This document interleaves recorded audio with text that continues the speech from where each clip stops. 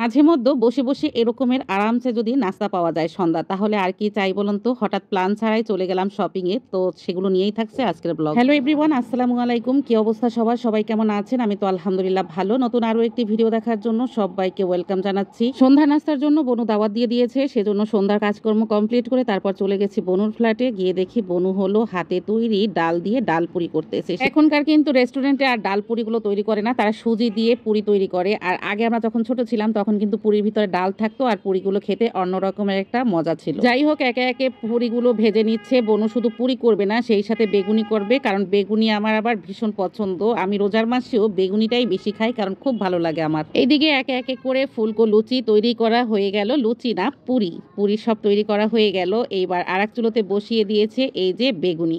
আর বনুর হাতের বেগুনিগুলো এত মুচমুচে আর খেতে, যাই হোক বেগুনি যদি একটু মুচমুচে না হয় খেতে কিন্তু ভালো লাগে না। আর এই বেগুনিগুলো একদম মুচমুচে ছিল, অল্প করে করেছে, যেহেতু এটা সন্ধ্যার নাস্তার জন্য করা পুরি রয়েছে সেই জন্যই অল্প কিছু করেছে। দেখতে পাচ্ছেন কি সুন্দর ধোয়া ওঠা বেগুনি। আমি তো বেশ মজা করে খাচ্ছিলাম আর আমি একটু বেশি খেয়েছি, কারণ বেগুনিটাই আমার বেশি পছন্দের। তাই বনু বলছিল যে তুমি একটু বেশি করেই খাও, তোমার জন্যই তৈরি করা। বেগুনি খেয়ে এই যে পুরি খেয়ে নিচ্ছি। পুরিগুলো দেখতে পাচ্ছেন ভিতরটা কতটা ফুলকো হয়েছে। তারপরে বনু করে ফেললো কফি ঝটপট, মানে রেডিমেড যে প্যাকেট কফিগুলো থাকে সেই কফিগুলোই তৈরি করা হয়েছে। তো আমি আর বনু মিলে কফি খেয়ে রওনা দিলাম। হঠাৎ করেই কোনো রকমের প্ল্যান ছাড়াই চলে আসলাম দু বোন মিলে সাভার নিউ মার্কেট কিংবা সামনের যে সিটি সেন্টার রয়েছে সেখানেই। বাসায় সব ছানাপোনা সহ সবাইকে রেখে চলে আসছি দুই বোন। তো এই যে প্রথমেই উপরে চলে আসলাম। আসলে আমাদের মূল উদ্দেশ্য ছিল আমরা এখানে বোরকা দেখব।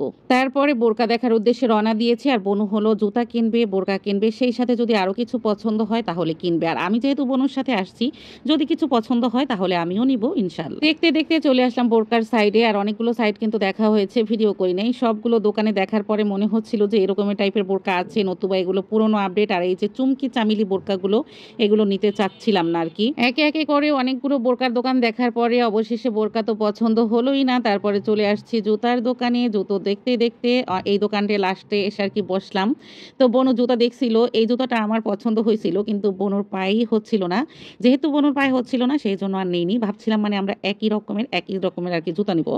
যে কোনো কিছু আমাদের দুই বোনের মানে একই রকমের কিনতেই ভালো লাগে আর কি। এই জুতাটা যেহেতু বনুর সাইজের ছিল না সেই জন্য আর কি নেওয়া হয় নাই, নতুবা আমার জুতা জোড়া খুব ভালো লাগছে। তারপরে বনু হলো পরে অন্য এক জোড়া জুতা নিছে, যে জুতা জোড়া নিচ্ছে ওই জুতা আমার আছে, সেই জন্য বনু আবার ওই জুতা নিছে। তারপরে আর জুতা কেনা হয় নাই। খানদানি পা বলে কথা, আমাদের পা, আমার পা চ্যাপ্টা আর বনুর পা হলো চিকন, অনেকটা লম্বা। আর এই বোরকাটা একটু পছন্দ হয়েছিল, কিন্তু দোকানদার এমন দাম বলছে, মানে দোকান দেখতে দেখতে কোনো বোরকা পছন্দ হচ্ছিল না। তারপরে এটা একটু যাও পছন্দ হয়েছে, ওনার দাম শুনেই আর বোরকাটা নেওয়া হলো না। এরপরে আর কি করার, আমাদের বাজেট অনুযায়ী আমরা বলছিলাম যে আমরা দুই বোন একই রকমের বোরকা নিব, একটু অন্তত ছাড় দেন, কিন্তু সে ছাড় দিচ্ছিলই না। পরে আর নিলাম না। তারপরে চলে আসলাম পার্সের দোকানে। তারপরে দুই বোন মিলে দুইটা ব্যাগ নিয়েছি এখান থেকে। তো ব্যাগগুলো পরে শেয়ার করবো ইনশাল্লাহ। আমি তো এটা নিয়েছি, বনু এরকমের না, এই রকমেরই সেম লোগোর অন্য ব্যাগ নিয়েছে।